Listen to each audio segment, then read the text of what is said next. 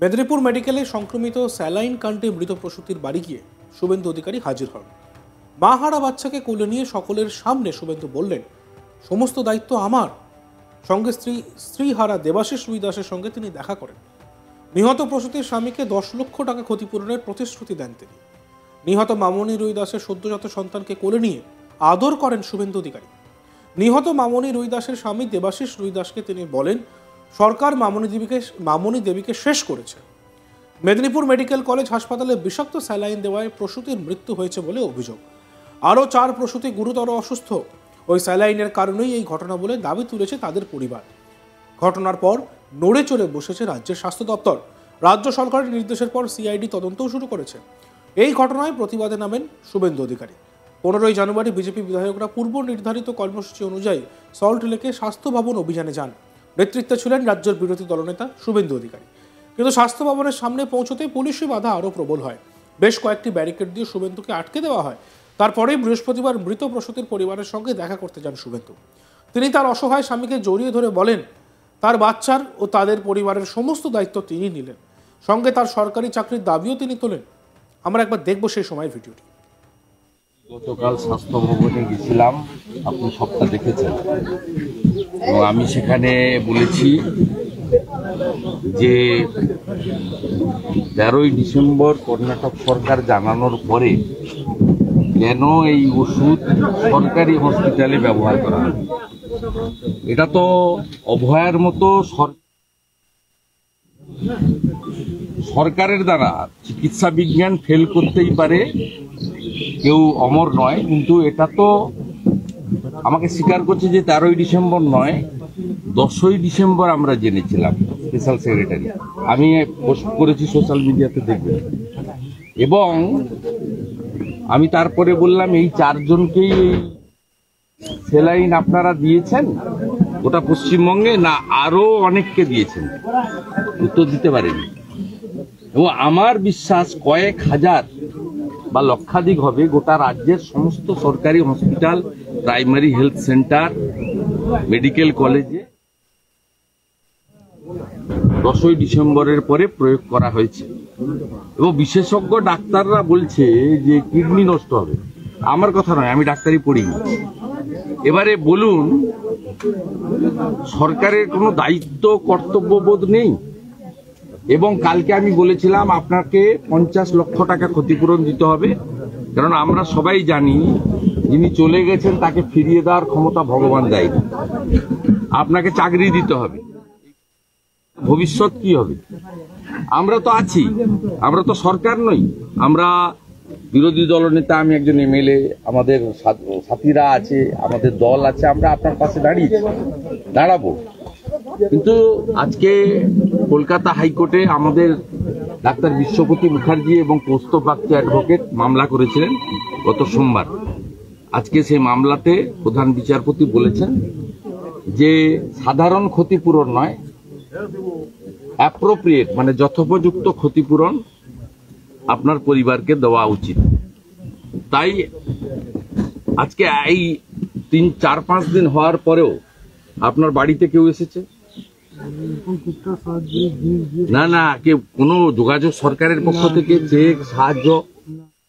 মরে গেলে 2 লাখ টাকা নিয়ে পৌঁছে যায় প্রথমে। আজকে 5-6 দিন হয়ে গেছে, বিডিও, এসডিও, ডিএম, সরকারের প্রতিনিধি আপনাদের কাছে কেউ আসেনি। এইসব জিনিস প্রমাণ করে যে এদের মানবিকতাটা কি জিনিস।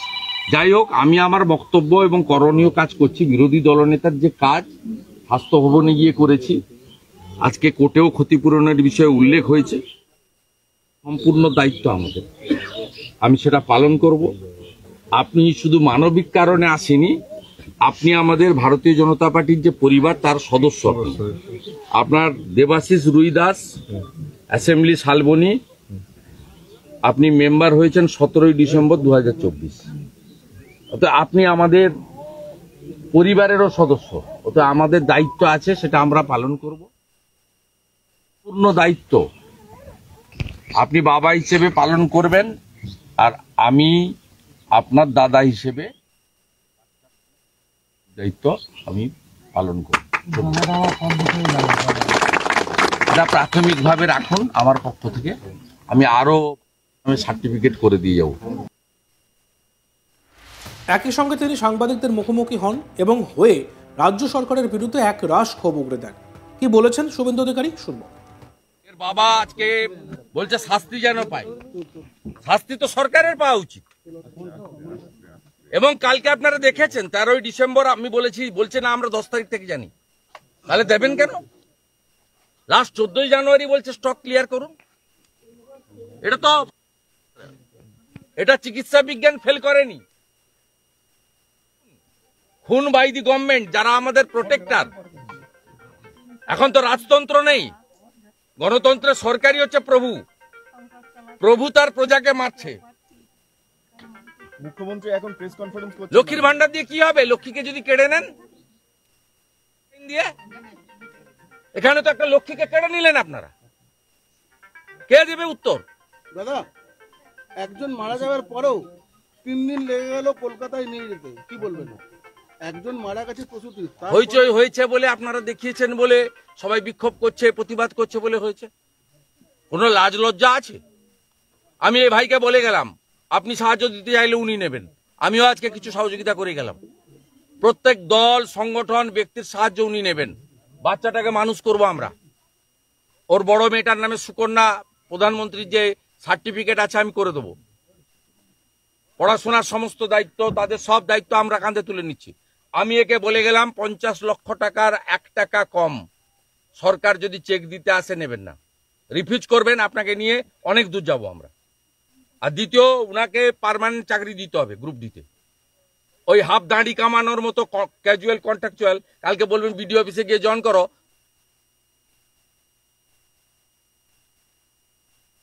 ওসব জিনিস হবে না। পরিষ্কার করে গেলাম। এবং শুধু মানবিক কারণে নয়, দেবাশিস রুইদাস ভারতীয় জনতা পার্টিরও একজন প্রাইমারি মেম্বার। গত 17ই ডিসেম্বর তিনি মেম্বারশিপ নিয়েছেন। তা আমাদের দায়িত্ব আছে, কর্তব্য আছে, আমরা সে কর্তব্য পালন করব। আমাদের মেম্বার না হলেও করতাম। এবং এতদিন টনক নড়েনি, আমি আসার আগে নেতারা এখানে এসে খোঁজ করছে ও আছে কিনা ঘরে। মেদিনীপুর মেডিকেলে সংক্রমিত স্যালাইন কাণ্ডে মৃত প্রসূতির বাড়ি গিয়ে শুভেন্দু অধিকারী হাজির হন এবং মাহারা বাচ্চাকে কোলে নিয়ে সকলের সামনে শুভেন্দু বলেন তার সমস্ত দায়িত্ব আমার। একই সঙ্গে দেবাশিস রুইদাসের সঙ্গেও তিনি দেখা করেন এবং নিহত প্রসূতির স্বামীকে 10 লক্ষ টাকা ক্ষতিপূরণের প্রতিশ্রুতি দেন শুভেন্দু অধিকারী। আর নিহত মামনি রুইদাসের সদ্যজাত সন্তানকে কোলে নিয়ে তিনি আদর করেন। নিহত মামনি রুইদাসের স্বামী দেবাশিস রুইদাসকে তিনি বলেন সরকার মামনি দেবীকে শেষ করে দিয়েছে। আমাদের চ্যানেলটিকে অবশ্যই সাবস্ক্রাইব করবেন। ভিডিওসগুলি ভালো লাগলে লাইক করবেন, কমেন্টস করবেন, শেয়ার করবেন। দেখতে থাকুন আজ তাক বাংলা।